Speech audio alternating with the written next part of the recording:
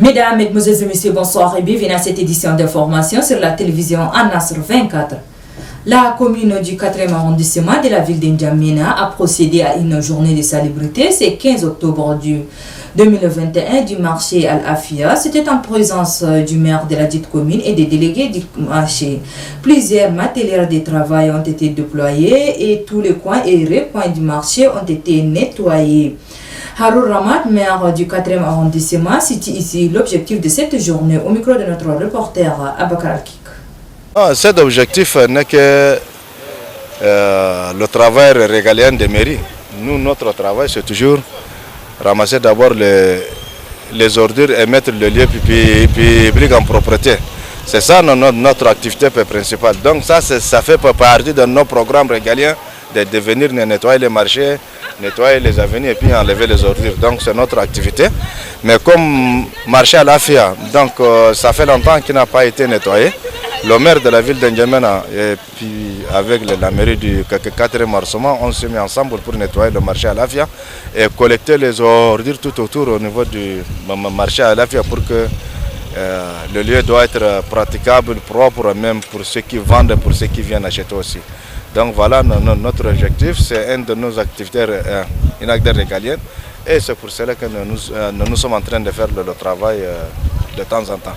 Donc ce n'est pas un travail qui est programmé ni nouvellement, c'est le travail de la mairie. Notre travail c'est de se mettre en propreté. Non, vous savez que la journée de salubrité a été instaurée le samedi, c'est pour tous les citoyens. Pour tous ceux qui est comme habitants de la ville d'Injamena de sortir tous les samedis, nettoyer devant leur maison. Et nous leur amenons des engins pour amasser les ordures.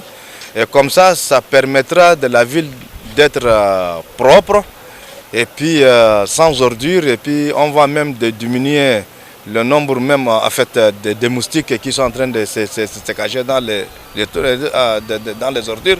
Et en plus, ça va encore réduire les maladies qui se circulent un peu dans la ville de N'Djamena provenant d'insalubrité. Donc c'est notre travail régalien. Donc c'est pour cela qu'on avait instauré la journée de samedi pour que tout le monde doit participer avec nous de mettre propre la ville.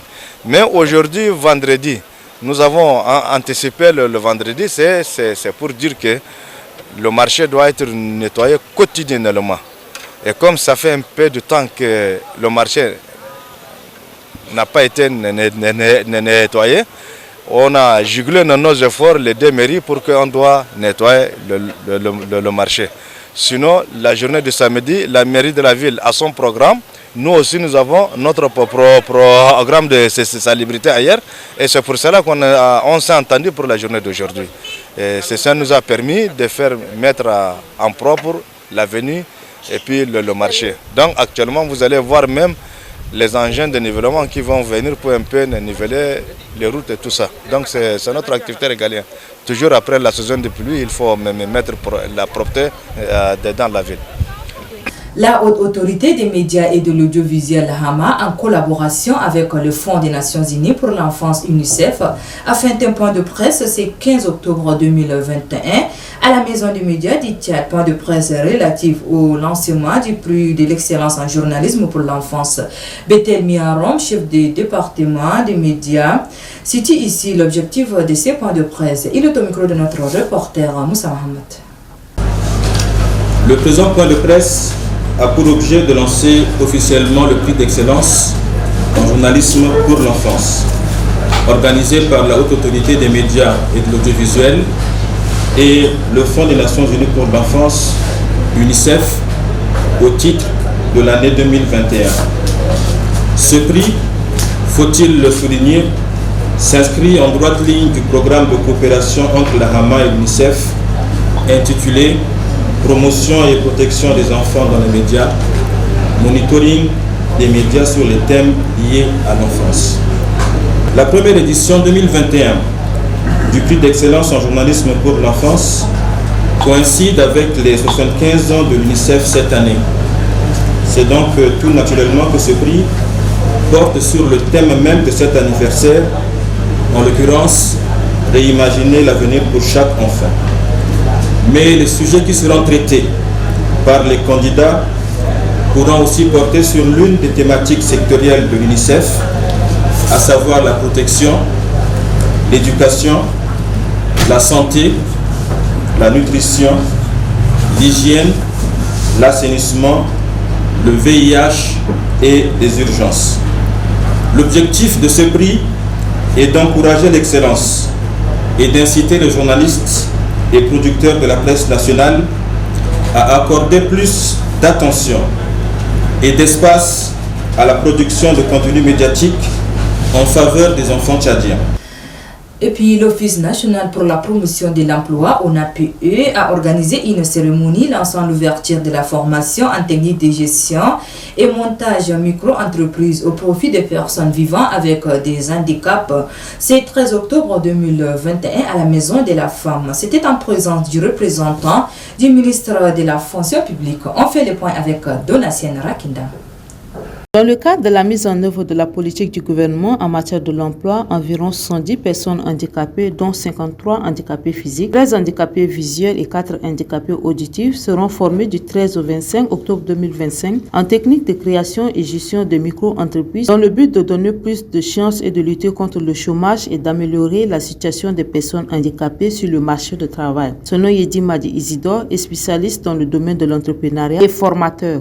Former environ 70 personnes vivant avec un handicap afin de les outiller à formuler leurs projets et disposer de connaissances pour bien les gérer.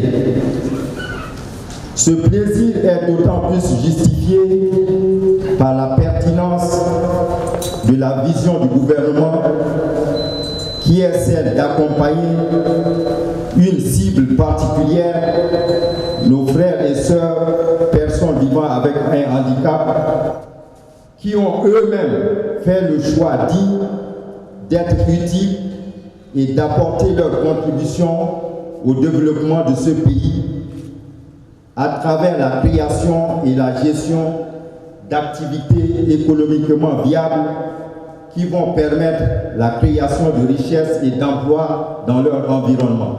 Le directeur de l'ONAPE, Saleh Brahim Sadik, a souligné que ce projet d'accompagner les personnes handicapées découle de la volonté et des instructions fermes du gouvernement, avant d'ajouter que l'ambition de l'ONAPE est de simplifier le quotidien des personnes en situation d'handicap dans l'accès au financement des projets et dans le développement de l'entrepreneuriat. Signalons que plusieurs modules avec des cas pratiques seront abordés pendant la formation qui va durer 11 jours.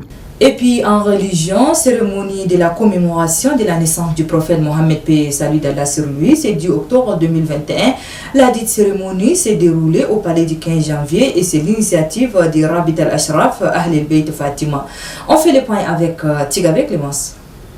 Les fidèles musulmans venus du 10 arrondissement de la capitale pour célébrer la naissance du prophète Mohammed, paix et salut sur lui, PSSL, pour l'année 1443 Hajj, le président du comité d'organisation dans son mot de bienvenue a salué la présence de tous avant d'appeler les fidèles musulmans à suivre le chemin du prophète Mohammed, paix et salut sur lui. Présent à la cérémonie, le président de Rabita al-Hashra Khalkhal Biad al-Fatira, Shérif Mohamed Shérif Kalla, dans son intervention, a exhorté de même les fidèles musulmans à suivre le chemin du prophète Mohammed. Votre présence massive parmi nous prouve à suffisance votre vrai amour envers Dieu, Allah, et son bien-être aimé, le prophète Mohammed sallallahu alayhi wa sallam.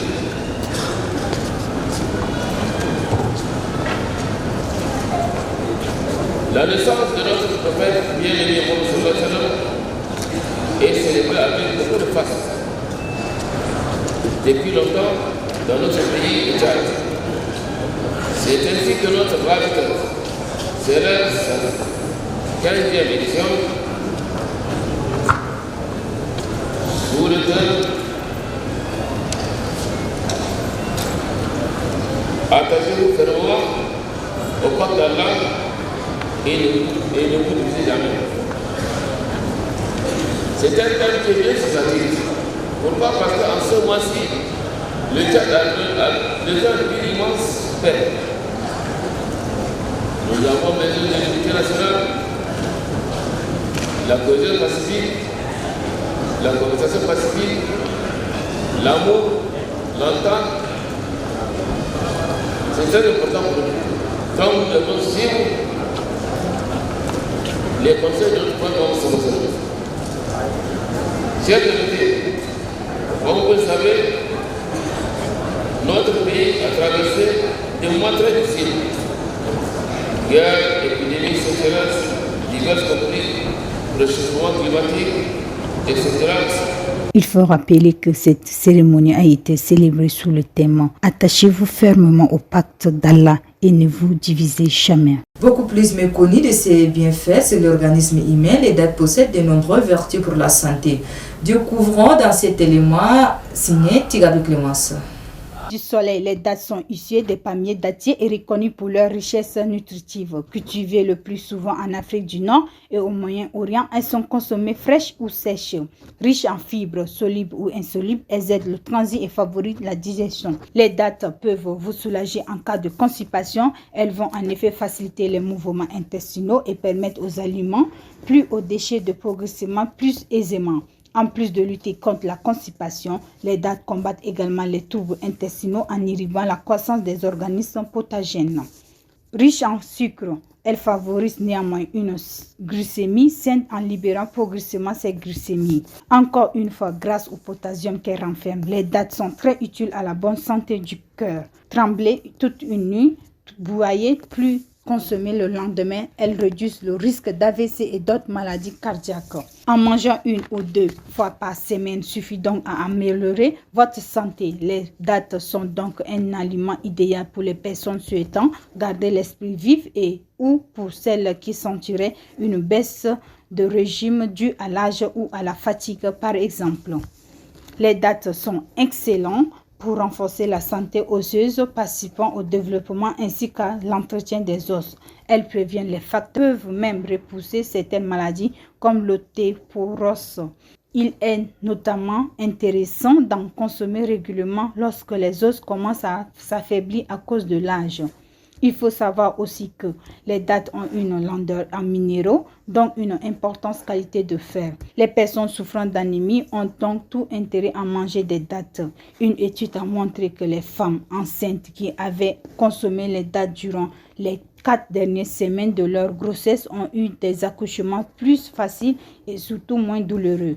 Les dattes agiraient en effet comme un booster pour l'ocytocine, une hormone naturelle primordiale durant l'accouchement. Elles sauront compenser le manque de fer dans l'organisme, tout en apportant force et énergie. Les sensations de fatigue et de lenteur, quant à elles, auront tendance à diminuer jusqu'à disparaître totalement. Elle est très appréciée par les musulmans lors de la rupture de jeûne pendant le Ramadan. Et sur ce, c'est referme cette édition. Merci de l'avoir suivi. Au revoir et à la prochaine. Bon suite de programme sur la télévision An Nasr 24. Au revoir.